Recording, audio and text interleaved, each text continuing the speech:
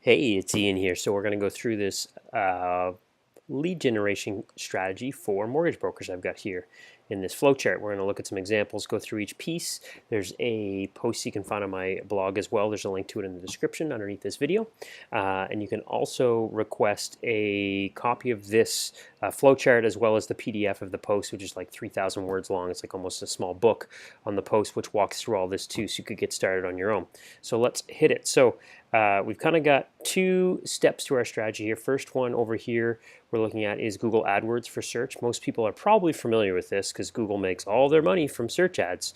So let's look at how this works. I'm using a tool here called SEMrush. It's a paid service I use and we use in our agency as well. Did a search here for mortgage broker in the US. We're going to look at some terms as I want to find a specific city search. So by city search, I mean you're in some city, right? Wherever you might be, Chicago, Toronto, Los Angeles, New York, whatever it might be, right? So, oh, I'm not logged in. That's why it's not giving the details. So a little folly on my part. We'll log in there.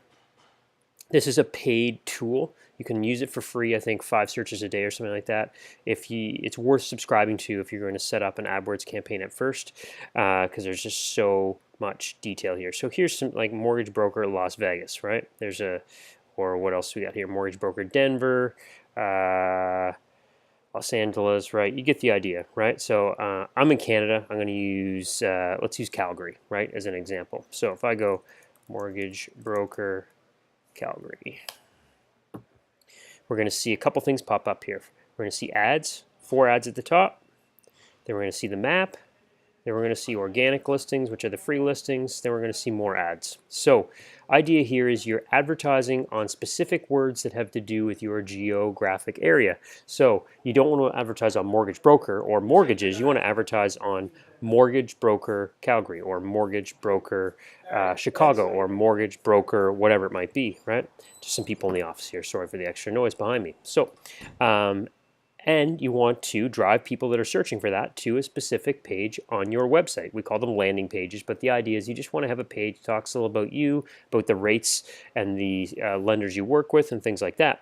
The idea behind this here is, yes, you have to pay for these clicks, right? But it's very measurable. So everybody wants to rank organically. But what's happening organically in the free sections, there's so many aggregators now that just sort of, it's like an online broker. They've got every lender, every bank listing their rates on there, and it's very hard to outrank them because they're such large sites. So first thing is ads. Start there, then look at doing SEO. SEO isn't free either, though. If you want to rank for a term that has a high cost per click, so is expensive to purchase in AdWords, it's going to be expensive to rank for because you're going to have to buy links, you have to write content, you're going to have your site optimized, right? Now, another caveat here that has just been rolled out is you can now advertise with your location. You'll see, for instance, this place here, this Calgary office has their address attached, so does this one here. What happens is when you search on mobile, we're not on mobile right now, I'm on my laptop, but you'll see an ad at the top of the map, so it's kind of a bonus you can get to, especially when you're local, right? So that's our first step. Google AdWords search to landing page. Then our next part in our flowchart here is, did they convert? Did they call you? Did they submit something? Yes, if they did, awesome. You want to put them into some sort of email follow-up system, which we'll talk about in a minute, to make sure they're getting answers to their questions more indoctrinated into you. Did they not convert? No problem. That doesn't mean we're gonna let them go. We're gonna retarget them.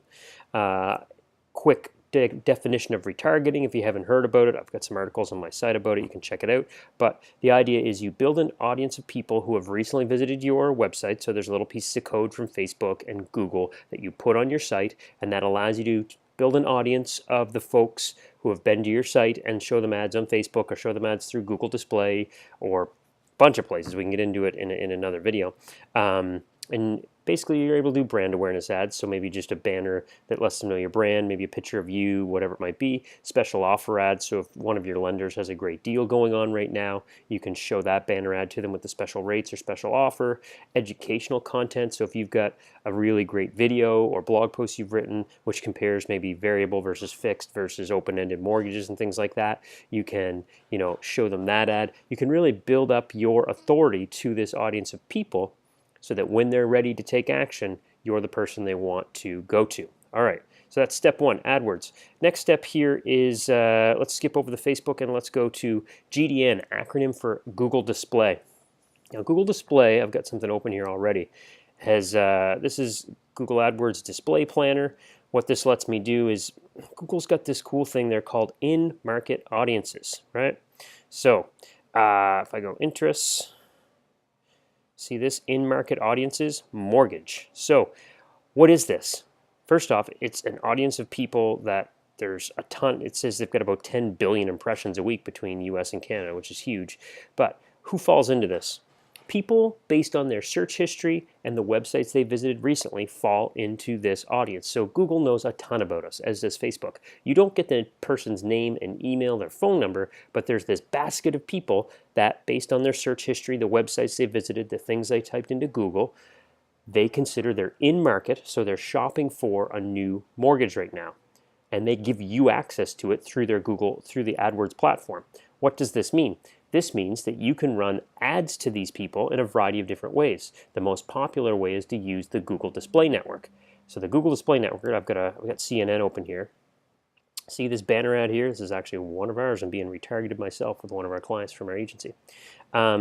This banner ad is shown through, you can tell by this here, if you can't probably see the text in the bottom, but this is a Google ad, right?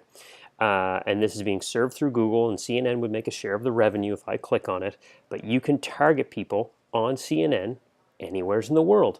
The Weather Network, the local newspapers, Sportsnet, all kinds of stuff. You can target people. So what does this mean? Well, people that are in this in-market audience, you can show them brand awareness ads, you can show them ads for content you've got, you can show them ads for special offers you've got, and you're hitting them right at the right time. You don't have to ask the question, are they looking for a mortgage or are they not? Google's got more data than we do, so they're in this in-market audience and we can market to them, right? Same thing, GDN, in-market audience ad to a specific landing page with an offer. We go up to the same thing, convert, yes or no, and we follow through the same steps that we talked about earlier, along with AdWords. Second way that you can generate leads as a mortgage broker. Very effective. Caveat to all this, it takes some testing, driving people to different landing pages, and that's a whole other thing, and building pages to make offers with forms and calls to action, all that stuff. But using these tools and getting access to these people isn't that hard. Okay. Third way we've got here to generate leads is Facebook content, and that's with ad or videos. Now, I don't have a specific mortgage ad I can show you, but I just want to show you this really quickly. So this is a Facebook ad. You can see sponsored. Almost everybody knows about Facebook ads. A thing about Facebook ads, everybody believes they're the end-all be-all, but I'm going to tell you they're very difficult for local businesses to generate leads with.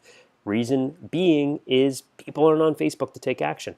If you've got a unique widget or you're selling clothes or you've got some new Kickstarter campaign, people do notice that stuff and take action. It's the kind of stuff that gets shared. But if you're a mortgage broker, you're a chiropractor, you're an HVAC company, it's tough to convert cold leads like, hey, here's what I do, come do business with me, off of Facebook. Very similar to the newspaper, right? You're gonna get some conversions, but the majority of people, it's wasted exposure, wasted spend because they don't need what you got.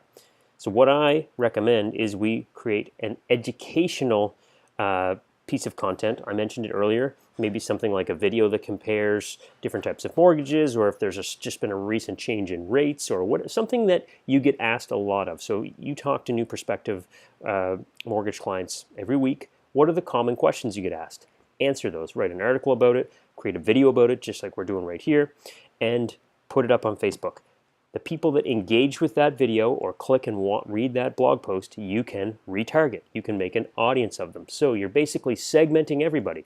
If you got 500,000 people in your city and maybe 1,000 of them watch the video, well, we can deem that 1,000 are the people that have some interest in a mortgage right now. And ideally, you can then follow up with them with more content, which I'm going to talk about in a second. That's the way to use Facebook. Drive them off of Facebook onto a specific blog post or landing page. And again, on that landing page, have an option for them to click and opt in, have an option for them to maybe download something if you've got some sort of rate sheet or whatever it might be. Get it in there, but that's the way to use Facebook. Don't just put up a brand awareness ad cold on Facebook. Cold meaning to people who have not engaged with you ever or in the last 4 months. Okay, what's next? We've got a little bit about email marketing here, but I just want to come over to this side and talk a little bit about this retargeting concept here. Now, Retargeting, like I said, it's following up with people who have been on your site at some point in the past. More recent, the better. In mortgages, the buy cycle is longer. People don't often decide in one day. Sometimes they can start researching and take a month, 2 months, 3 months. You know better than me. So what you want to do is have sort of a lineup of content, a lineup of ads, sort of a campaign concept for, let's say, a month or two of what you can follow up with people on Facebook and Google Display. So some brand awareness, maybe some other videos answering other common questions, maybe an article or two answering common questions. If there's a special offer that comes out from a lender, these types of things, get them out there. You don't want to show the same ad over and over and over. You want to vary it over whatever, maybe one for 1 week, another for another week, and keep it kind of scrolling on until they either click and convert and opt in and become a lead, or they go away, right? Remember, we're kind of sifting, we're kind of like panning for gold. If we start with 1,000 people, we're just trying to shake out the ones that work with you, that are really hot to trot for needing to take action on a mortgage in the near future. So that's the idea of the Facebook retargeting. Now, just a quick kind of idea here. I've got this sort of whiteboard. So the idea becomes, maybe we got one ad for the first 7 days, right? We get another ad for the next 14 days. And we got maybe another ad for the until 21. Not actually 14 days. We've got, this is like 1 to 7. Then we've got like 8 to 14. Then we've got 15 to 21. You get the point, right? You kind of layer it. Ad A, ad B, right? I failed art in elementary school. So you can create different ads and show them at different points in time to the people who are in your remarketing audiences. This helps with, if you pay to get someone from an AdWords ad or pay to get somebody from a Facebook ad like you do here, well, then they're not gone. You give them a second, a third, a fourth chance to follow up. Okay, last thing, I know we're covering a ton here, that we'll talk about is email. Now, email marketing is still highly effective. Lots of people say that it's dead or whatever it might be, but it's not, right? Lots of large companies use email, and you can use it very effectively as long as you speak like a regular person and don't try and come off like a big or a Fortune 500 company, right? So you've got a few different lists you want to work with. You've got a lead list of people you're not working with yet. These might be people who have requested a rate sheet, or maybe they've inquired about something, or maybe you've got a white paper or some sort of what we call a lead magnet on your website that people can download and then end up on your email list. Maybe you have that already. When they request that, this takes a little while to work up to, but I'm telling you it's worth it. You want to have sort of an autoresponder. An autoresponder is an email sequence that is always, so let me rephrase this.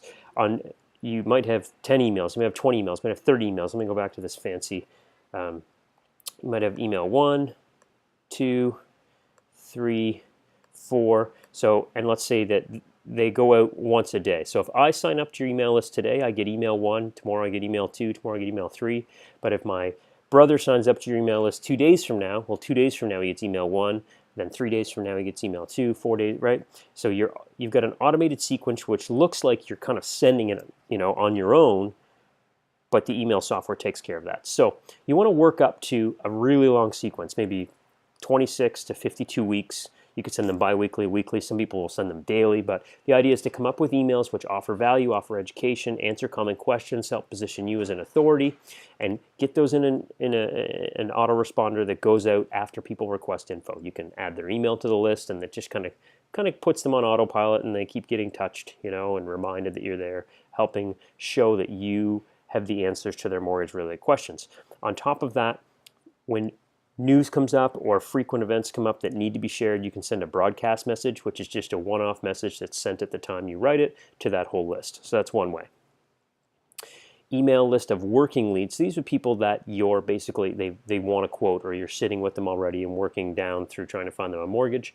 I recommend that you have an autoresponder sequence of a few days which onboards them to the way you do business, and maybe some important information that you find people always find important. I know I said important a lot there, but maybe 3 to 5 emails. Could be an introduction to you, could be a testimonial from a couple of happy homeowners which have worked with you, could be what to expect, paperwork, things like that, any other things that you might need to know, especially if you're working with first-time buyers.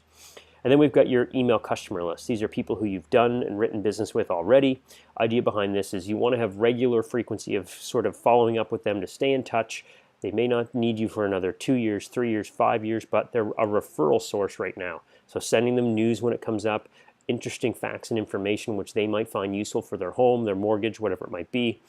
And then asking for the referrals once in a while, basically saying, if you've been happy with my service, please send your friends, family members, coworkers to me.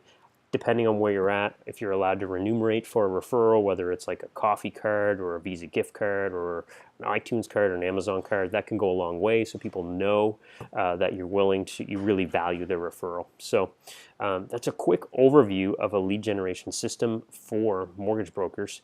I know we touched on it all, but this kind of combines Google AdWords, this combines content creation, this combines Facebook ads, email marketing into a cohesive system that will, over time, really blow up your business as you learn each piece of this. So questions, comment below, click the link below. You can grab this flowchart that I've got up on the screen, and also a PDF of the post that I wrote on my site, which follows through and talks about all of these pieces as well, which if you like to read, may be easier to follow than this video. So thanks for watching, and you have a great day.